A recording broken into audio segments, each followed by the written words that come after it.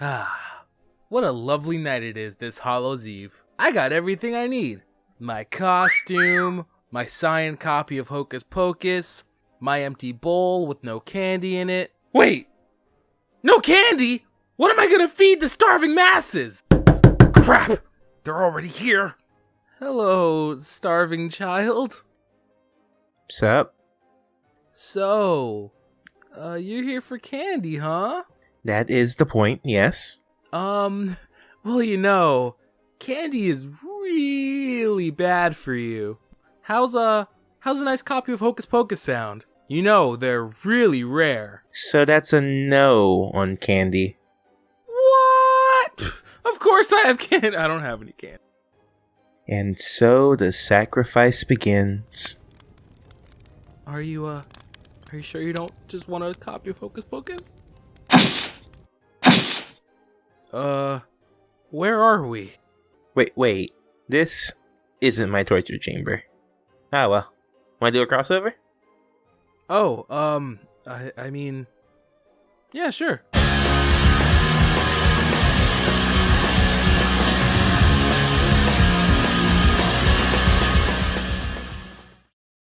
Hey, what's up, guys? Today, I'm doing a video with my pal DeAngelo from HatsOffMedia. Like me, he does videos on animation and nerd media. I'll let him introduce himself. Hello, I'm DeAngelo Edwards. I host HatsOffMedia, where I discuss cartoons, games, and my eventual takeover of humanity. So, in celebration of the spookiest time of the year, we got together to talk about some of our favorite creepy kids media. I'll let DeAngelo start us off with number 5. Spooky, scary skeletons and shivers down your spine. Shrieking skulls will shock your soul, seal your doom tonight. For this one, I'm going to be taking a trip over to the mystical land of Canada. It's actually funny how many of our kids' horror shows come from there. Goosebumps, Are You Afraid of the Dark, to say the least. But there are a ton more creepy shows that will satisfy even the most jaded of horror fans. The one I'm going to be talking about goes by the name of Freaky Stories. And while the name might not be original, the show is definitely not like many others. It's an animated horror anthology series, and just saying that gets me excited. But it gets better. Every story, the animation style changes. And not just the animation style, but the tone and setting as well. One moment you'll be watching an eerily shadowed world where a criminal's late partner is haunting him. And the next, you're in a faux 50s inspired musical romp about a killer with a hook for a hand. They really go out for all of these, and while a few of them might be a little on the cheap side, you can tell the creators were really passionate about this show. And if you're not convinced, did I mention the show is hosted by giant, wisecracking, animatronic bug puppets? Yeah, Canada says you're welcome. Scary skeletons speak with such a screech. You'll shake and shudder in surprise when you hear these zombies shriek. Number 4. Gravity Falls. Gravity Falls is a Disney Channel series created by Alex Hirsch. This obscure little show was first aired in 1980. You know what Gravity Falls is! I'm not gonna talk about Gravity Falls here! Instead, let's look at Scooby-Doo Mystery Inc. Scooby-Doo Mystery Inc. first aired in 2010 on Cartoon Network. At this point in time, the main characters really need no introduction. There's Freddy, Daphne, Shaggy, Velma. Oh, and Scooby-Doo as well. Mystery Inc. follows the formula of the original Scooby-Doo series, having a different monster to defeat and mystery to solve each episode, but brings in something new, and something I've wanted to see in a Scooby-Doo series since I was a kid. Mystery Inc. adds a new layer to the equation of Scooby-Doo by including overarching plots and mysteries. The show starts off a little generic, but it really comes into its own pretty quickly, and its darker tones start to shine through. The cast is also much more fleshed out than in other versions. They all are intricate and have their own flaws. There's only 2 seasons, and I really wish there was more. But for what we have, I really love it. You only want to socialize, but I don't think we should. Creeped Out is the next generation's Goosebumps. Yeah, that's right. I said it. I'm putting it all out there. It's a really good show. It's a show I think will go down as a classic. It's a new Netflix show that takes the form of a kids' horror anthology.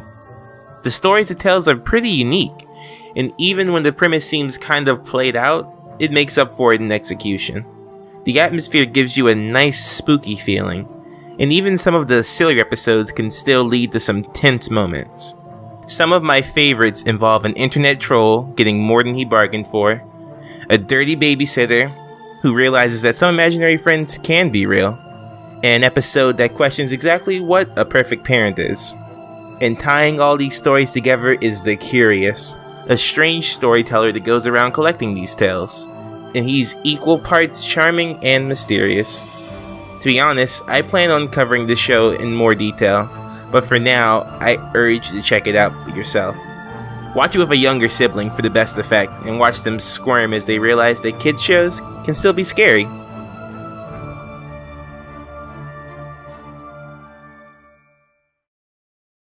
Spooky, scary skeleton shouts startling, shrilly screams. Boy! If you are a fan of that spooky stuff, do I have the show for you!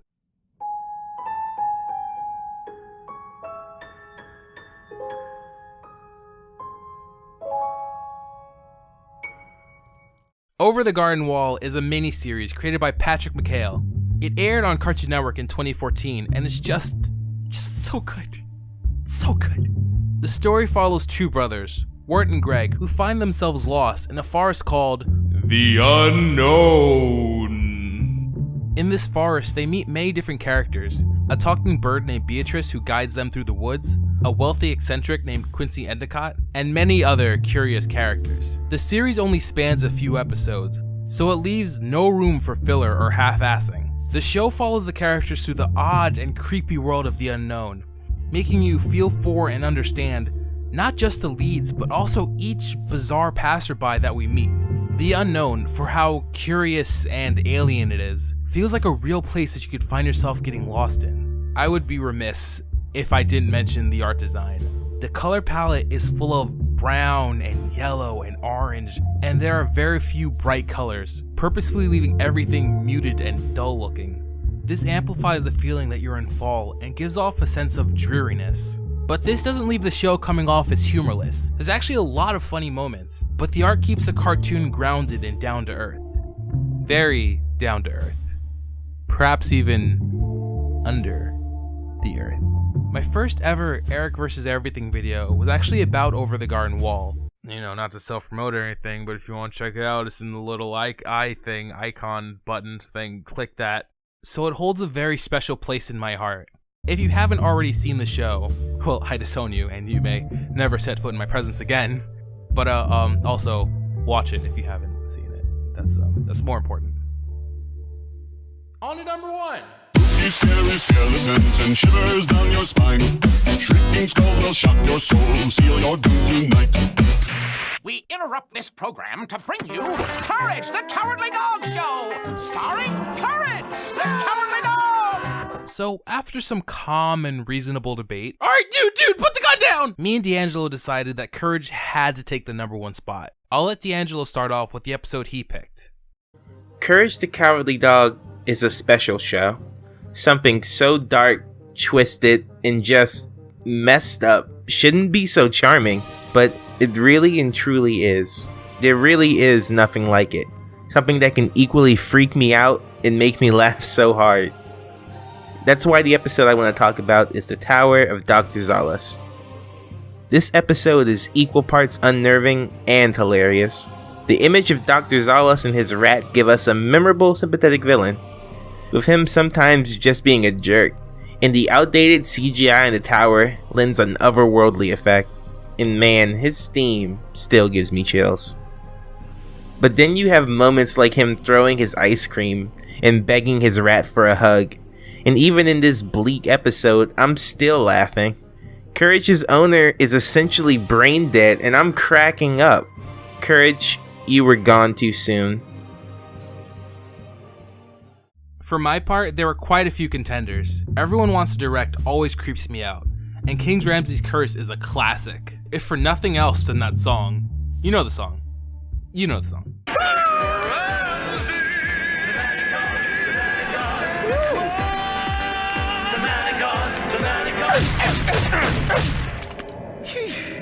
but if I had to put my finger on the one episode that crawled under my skin as a kid, it had to be Freaky Fred.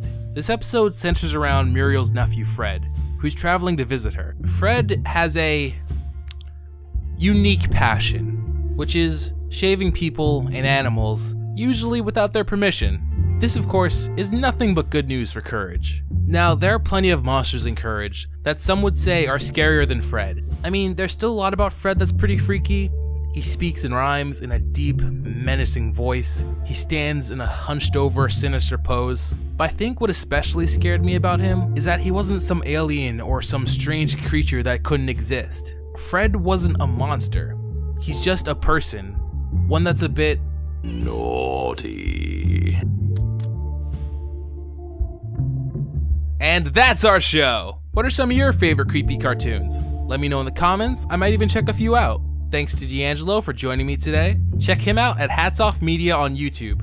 His links will be down below in the description. Thank you guys so much for watching, I really appreciate it. Please be sure to like, subscribe, comment, hit the bell, steal a car, all that jazz. Bye-bye!